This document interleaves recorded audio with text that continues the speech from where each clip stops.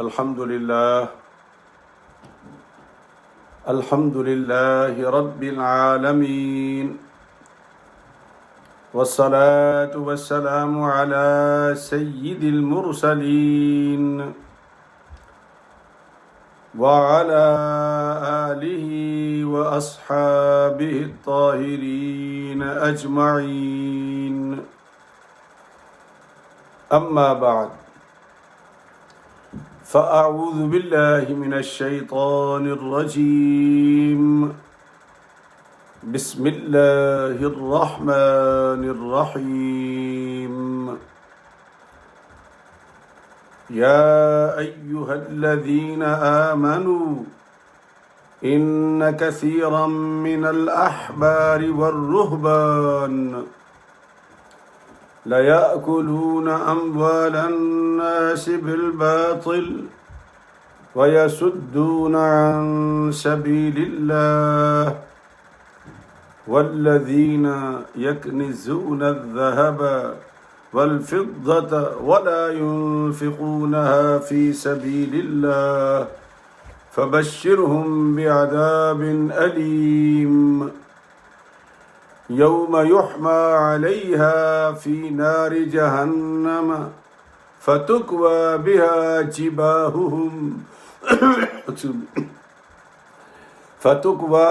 جباههم وجنوبهم وظهورهم هذا ما كنزتم لأنفسكم فذوقوا ما كنتم تكنزون. صدق اللہ العظیم. بسم اللہ الرحمن الرحیم. ان اللہ وملائکتہ یصلون علی النبی یا ایہا الذین آمنوا صلوا علیہ وسلموا تسلیما. اللہم صل علی سیدنا محمد وعلی آل سیدنا محمد وبارک وسلم. الصلاة والسلام علیک یا سیدی یا رسول اللہ وعلی آلک واصحابک یا حبیب اللہ. الصلاة والسلام علیک یا سیدی یا رحمة للعالمین وعلى آلك وأصحابك يا شفيع المذنبين. انتہائی واجب الاحترام دوستوں، ساتھیوں، بھائیوں، عزیز بچوں، بہنوں اور بیٹیوں، السلام علیکم ورحمۃ اللہ وبرکاتہ. قرآن مجید کی آیات کریمہ کے بارے میں بتانے سے پہلے حسب سابق اللہ کا شکر ادا کرتے ہیں، جس خالق نے ہمیں اپنا کلام پڑھنے اور سننے کی توفیق عطا فرمائی. کتنی زبردست بات ایک مقام پہ خدا پاک نے، اللہ پاک نے ارشاد فرمائی ہے. سرکار اللہ فرماتے ہیں ما یفعل اللہ بعذابکم ان شکرتم وآمنتم وکان اللہ شاکرا علیما. اے میرے بندے، مجھے کیا مصیبت پڑی ہے کہ میں تجھے عذاب دوں؟ میں کیوں تمہیں عذاب دوں؟ اگر تم میرا شکر ادا کرتے رہو اور مان لو مجھے. ان شکرتم وآمنتم، تو میں آپ کو کیوں عذاب دوں گا؟ وکان اللہ شاکرا علیما. اللہ فرماتے مجھ سے بڑا کوئی قدردان ہے؟ سب سے بڑا قدردان میں ہوں. تو جو اتنا وعدہ کر رہا ہے اس کا پھر ہم شکر کیوں نہ ادا کریں؟ کتنا اچھا دن گزرا، آگے بھی انشاءاللہ اللہ سب کے دن اچھے گزارے گا. ہماری بیماریوں کو، روحانی جسمانی بیماریوں کو دور کرے گا، آنے والے وقت کو ہمارے لیے اچھا کرے گا، یہ اس کی شان ہے۔ آج کا جو سبق ہے وہ سورہ توبہ ہے۔ سورہ توبہ کا نمبر جو ہے وہ 9 ہے انڈیکس میں، سپارہ نمبر 10 ہے، اور آیات 2 ہیں، 34 اور 35، 34 اور 35۔ سورہ توبہ 9 نمبر، سپارہ 10، آیات نمبر 34 and 35، 34 and 35۔ آج کا اگر میں تفسیر نہ بھی بیان کروں تو اتنی واضح آیات ہیں، اتنا واضح ترجمہ ہے، یقین کریں کسی تفسیر کی ضرورت نہیں ہے، لیکن بات کو اپنے یقین تک پہنچانے کے لیے کوئی نہ کوئی بات کا ضرور کریں گے۔ ارشاد ربانی ہے، اللہ فرماتے ہیں کہ ان کثیرا من الاحبار یا ایھا الذین آمنوا، اے ایمان والو، ان کثیرا من الاحبار والرہبان، اے ایمان والو، بے شک بہت سے ربائی یہ کہتے ہیں جو یہودیوں کے پیشوا ہوتے ہیں، والرہبان، اور جو عیسائیوں کے پیشوا ہوتے ہیں، بہت سارے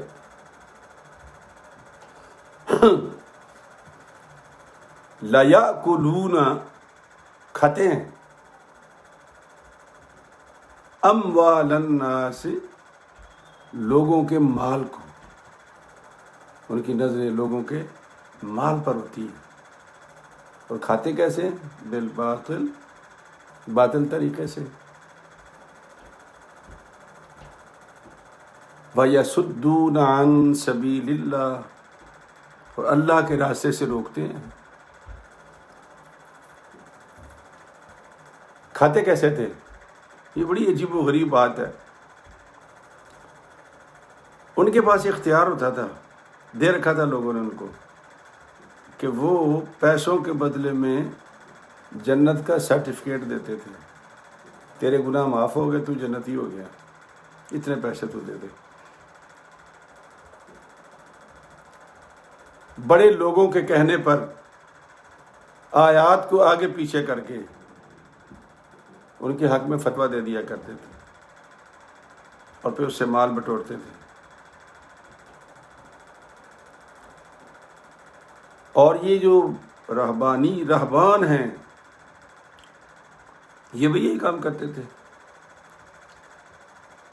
کہ اللہ کی مخلوق کو دھوکہ دے کر، چکر دے کر، دین کا نام لے کر پیسے بٹورتے تھے، خزانے بھرتے تھے، نہ جانے کیوں بھرتے تھے۔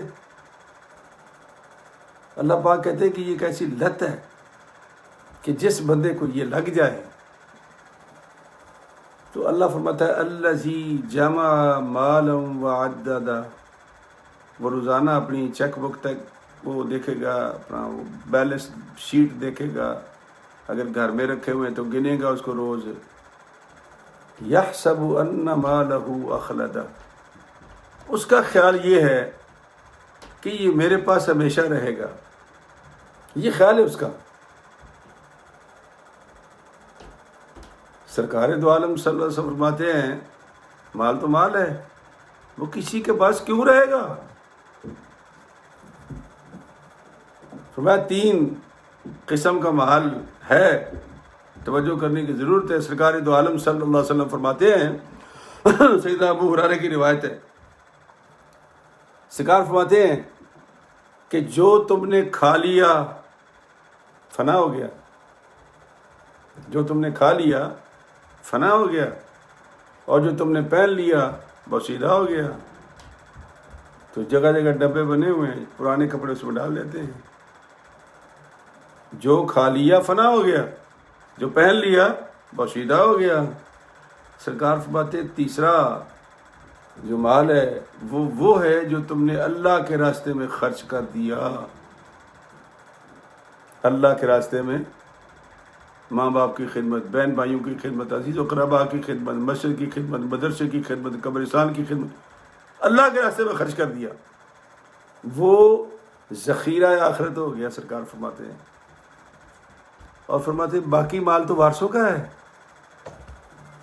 وہ تو سب کچھ ادار لیں گے تمہارا، اور جو بچے گا وہ تقسیم کر لیں گے۔ حضرت ابو ذر غفاری رضی اللہ تعالیٰ عنہ سرکار کے صحابی تھے، درویش آدمی تھا، مہا درویش جسے کہتے ہیں، لیکن چونکہ ربانیت نہیں ہے ہمارے اندر، لیکن آخری عمر میں وہ تنگ ہو گئے تھے کہ یار سرکار کے زمانے میں کیا بہاریں ہوتی تھیں، اب لوگ کھاتے ہیں پیتے ہیں موجیں اڑاتے ہیں، ہم ایک ایک کھجور سے روزہ رکھتے تھے، اور یہ اللہ کے بندے دیکھو یہ کیسی زندگی گزار رہے ہیں۔ تو وہ ناراض ہو کے پہاڑ پہ چلے گئے، وہاں جا کے اونٹ لے لیے اور ان کو پالنا شروع کر دیا۔ ایک نوجوان صحابی ان کے پیچھے چلا گیا۔ آپ نے پوچھا خیر سے آنا ہوا؟ کہا حضرت وہ آپ بزرگ آدمی ہیں تو آپ کو کوئی ہیلپر کی ضرورت ہوگی، تو میں نے کہا چلو آپ کی میں خدمت کرتا ہوں، لیکن ایک لالچ بھی ہے۔ آپ نے کہا کون سا لالچ ہے؟ کہا جی میں آپ سے پوچھنا چاہتا ہوں کہ زندگی کا راز سیکرٹ کیا ہے؟ مجھے کسی نے بتایا ہے کہ آپ اس سے واقف ہیں، میں وہ پوچھنے آیا ہوں۔ فرمایا اچھا پھر تم خدمت کرو کچھ دن، پھر بتاؤں گا تمہیں۔ اب روزانہ اونٹ لے جاتا، چراتا، واپس لے آتا۔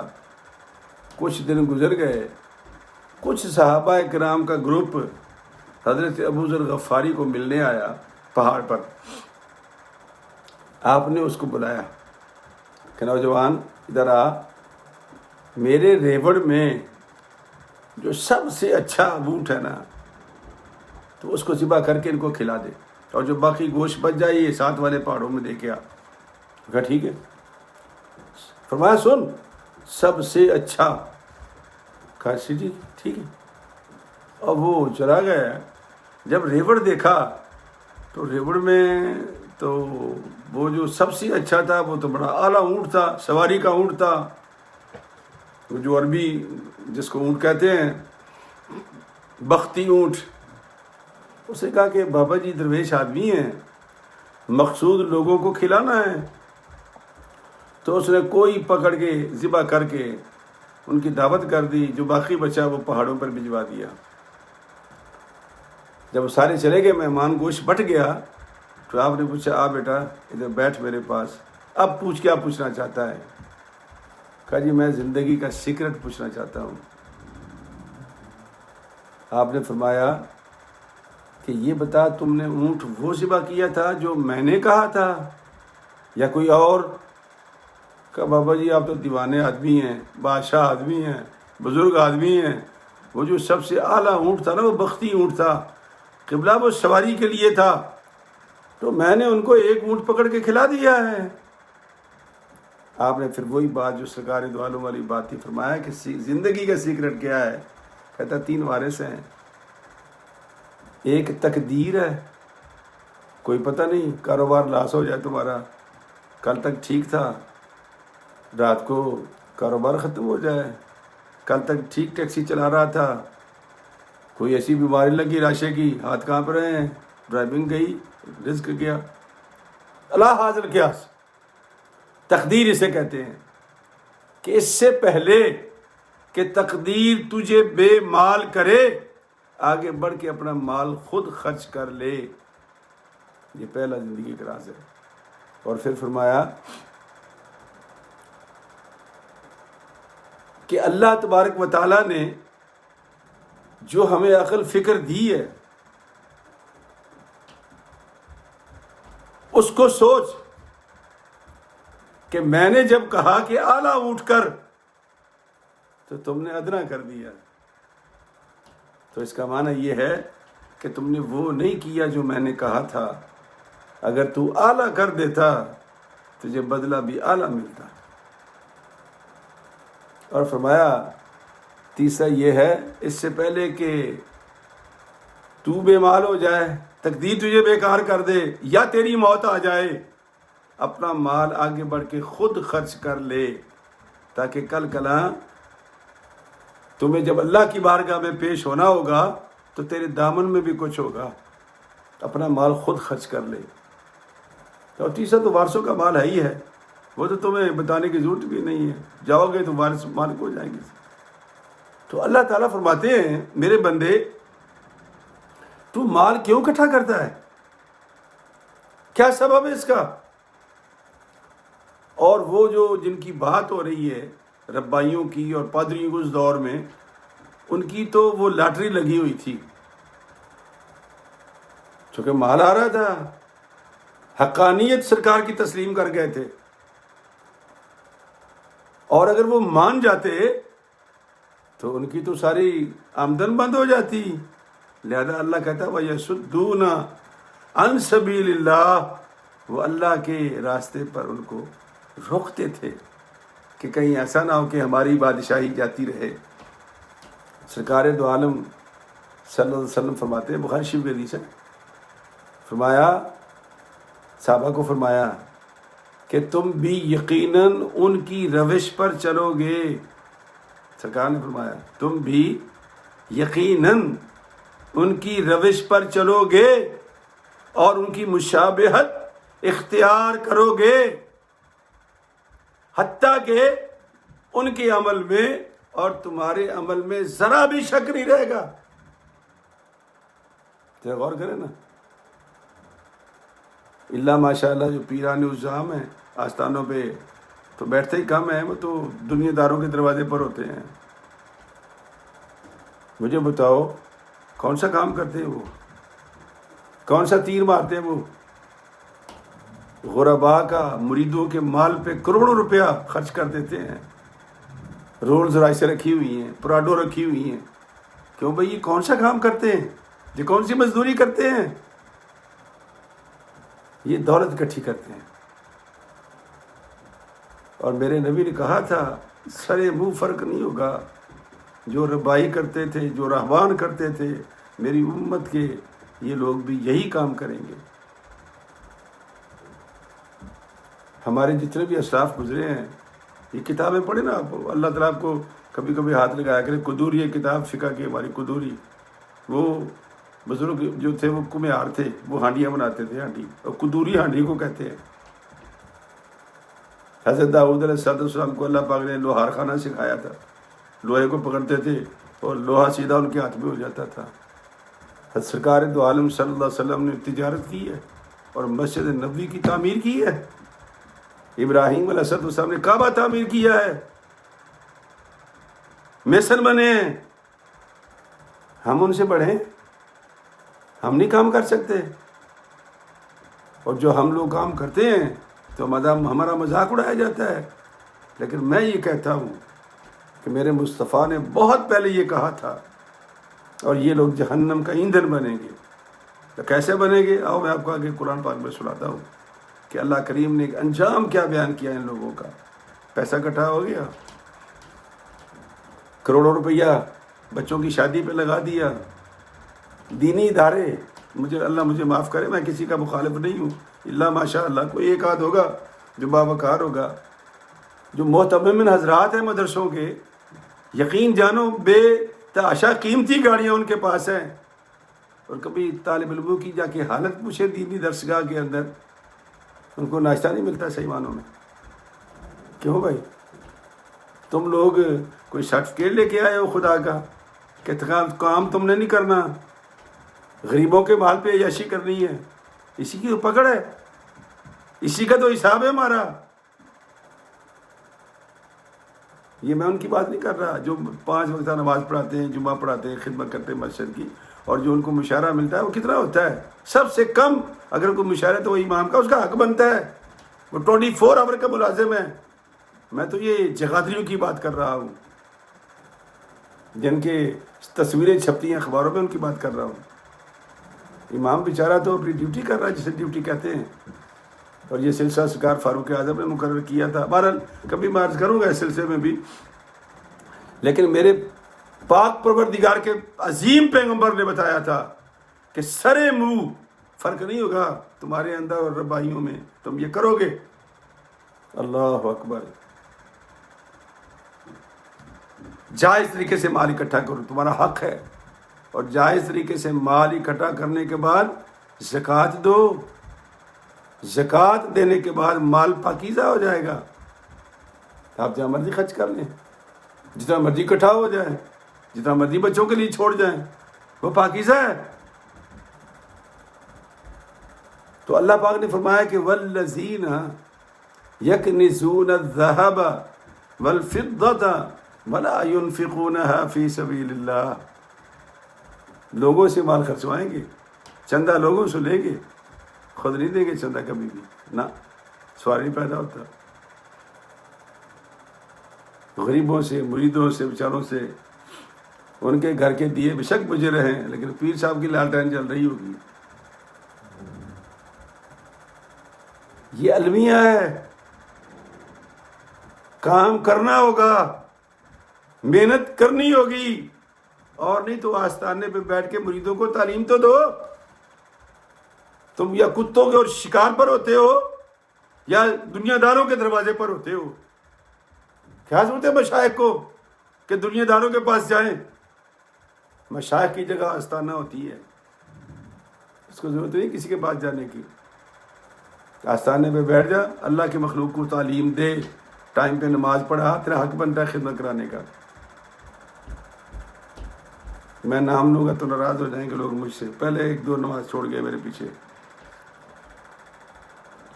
تو میں کہ جو مال اکٹھا کرتے ہو، سونا چاندی اکٹھا کرتے ہو فار نتھنگ، ولا ينفقونها فی سبیل اللہ، اللہ کے راستے میں خرچ نہیں کرتے، نہ کٹھا ہو رہا ہے، کٹھا ہو رہا ہے، کٹھا ہو رہا ہے، کہاں لے جانا بھائی؟ کوئی جگہ تو بتاؤ، کوئی مصرف تو بتاؤ۔ اللہ کریم فرماتے ہیں محبوب یہ خرچ نہیں کرتے کہیں بھی، کٹھا ہی کرتے ہیں، کٹھا ہی کرتے ہیں، کٹھا ہی کرتے ہیں۔ فبشرہم بعذاب علیم، ان کو سنا دو خوشخبری، کر لو کٹھا مال، اور نہ خرچ کرو تم میرے راستے پر، کسی پر نہ خرچ کرو تم۔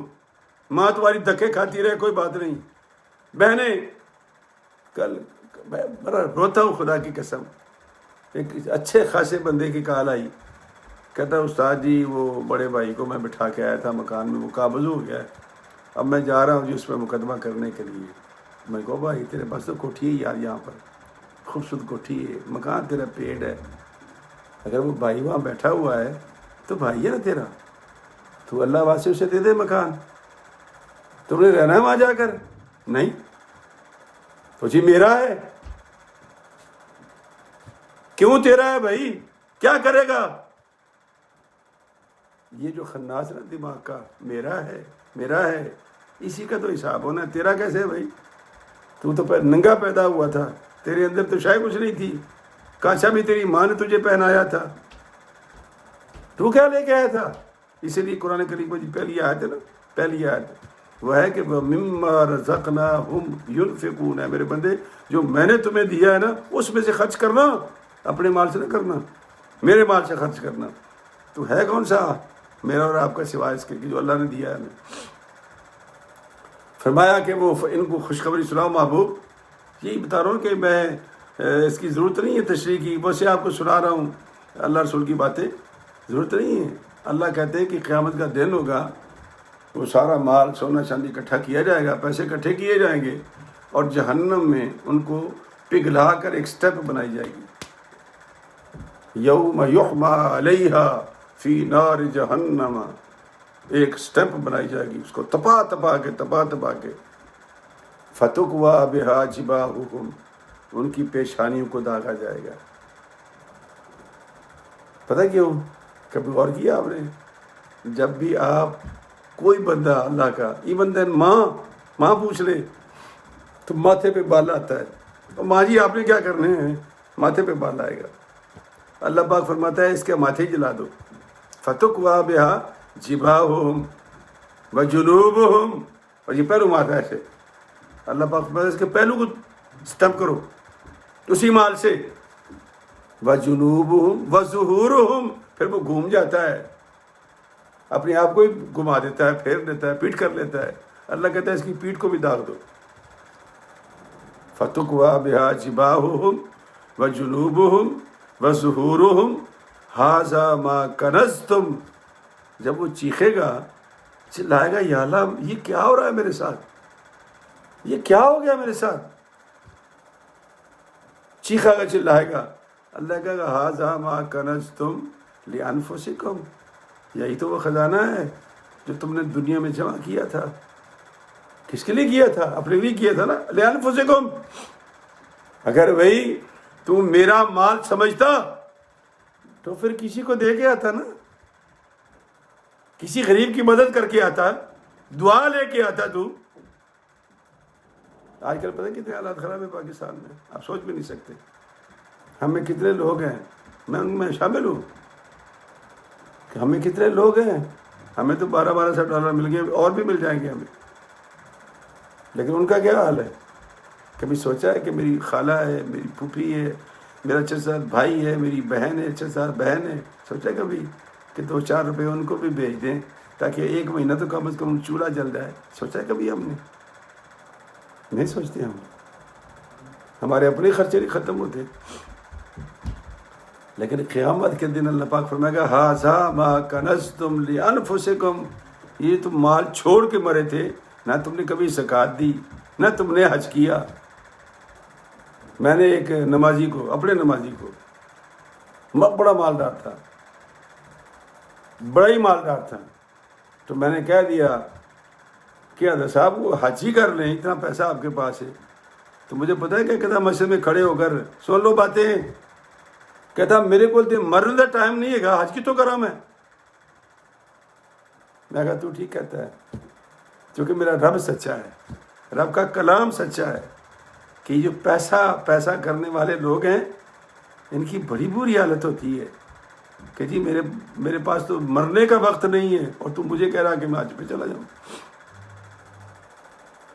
اللہ کہے گا ہَٰذَا مَا كَنَزْتُمْ لِأَنفُسِكُمْ، یہ ہے تمہارا مال جو تم دنیا میں جمع کرتے تھے، فَذُوقُوا، اب چکھو، مَا كُنتُمْ تَكْنِزُونَ، جو کچھ تم نے جمع کیا تھا، یہ کسی کا نہیں ہے، تیرا ہے، تیرے ہی مال سے میں نے لیا ہے۔ تو بات کہاں سے شروع ہوئی تھی؟ ربائیوں سے۔ بات کہاں سے شروع ہوئی تھی؟ راہبان سے، پادریوں سے، اور سرکار نے کہاں تک پہنچائی؟ موجودہ دور کے صوفیوں سے، عابدوں کو، پیروں کو، مولویوں کو اور دنیا داروں کو۔ یہ ہمارے جو اکثر دنیا دار لوگ ہیں نا، وہ کہتے ہیں جی فرقہ بندی مولوی کرتے ہیں، مولوی نہیں فرقہ بندی کرتے۔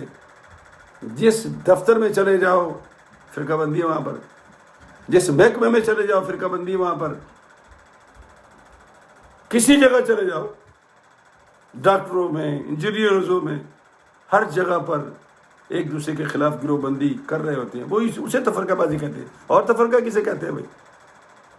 کرتے سارے ہی ہیں، لیکن بدنام کس کو کریں گے؟ مولوی صاحب کو، کہ مولوی تفرقے کرتے ہیں۔ مولوی تفرقہ نہیں کرتا، قرآن تو سب کے لیے یکساں ہے۔ مولوی آپ کو سچی بات بتاتا ہے، اور اس لیے بتاتا ہے کہ کل کلاں اللہ کی بارگاہ میں جب پیش ہوں تو ہمارا کم از کم دامن صاف تو، یا اللہ جو ہمارے پاس تھا وہ ہم نے کہہ دیا تھا، اب بھائیوں کی دوستوں کی مرضی ہے، منوا تو ہم سکتے نہیں تھے، بتا ہی سکتے تھے، سو ہم نے بتا دیا۔ تو اللہ تبارک و تعالیٰ نے یہ ہمیں بھی حکم دیا ہے، اپنے دامن پہ غور کرو، کہیں ایسا تو نہیں کہ تم بھی ناجائز دولت اکٹھی کر رہے ہو، تمہارا حق نہیں بنتا۔ اور لَيَأْكُلُونَ أَمْوَالَ النَّاسِ بِالْبَاطِلِ، ہم تو اپنی موٹر سائیکل لینے کے لیے قرض لے کے لوگوں سے موٹر سائیکل لیتے ہیں، اور ہمارے حضرت صاحب کا پراڈو آ گئی، کہاں سے آ گئی ہے؟ میں نے آپ کو بتایا تھا پچھلے دنوں کہ میں اپنے بزرگوں کے پیر تھے، پیر سید قطب علی شاہ صاحب رحمۃ اللہ علیہ، سندھیاں شریف میں جب گیا تھا 60 برسوں کے بعد، تو ایک زمانے میں آباد دیکھ کے آیا تھا، یقین کرو آپ، رونا آ گیا تھا، مٹی اڑ رہی تھی، پتہ لگا کہ حضرت صاحب کتے لے کے شکار کھیلنے گئے ہوئے،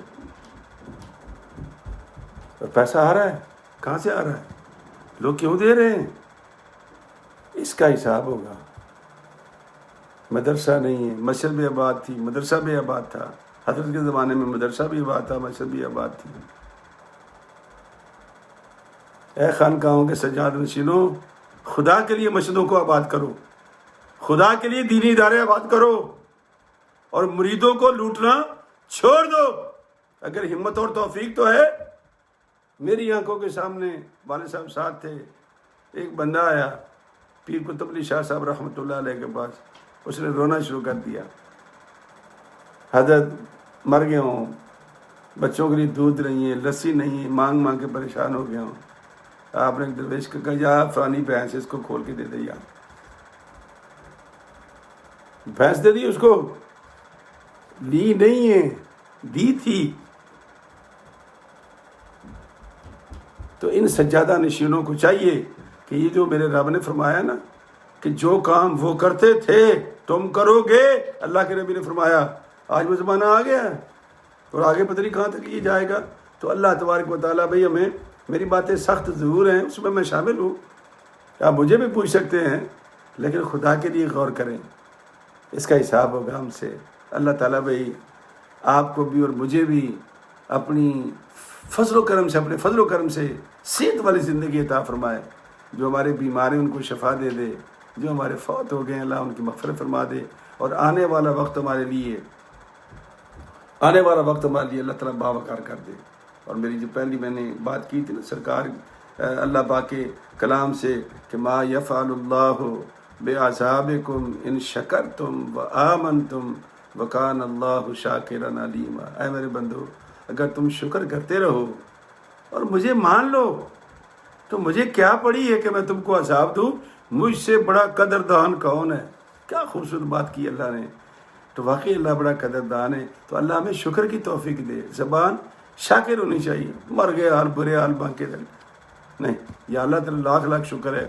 تو یہ شکر سے شروع کیا کرو اور شکر پہ ختم کیا کرو، پھر دیکھو اللہ تبارک و تعالیٰ ہمارے دن کیسے بدلتا ہے۔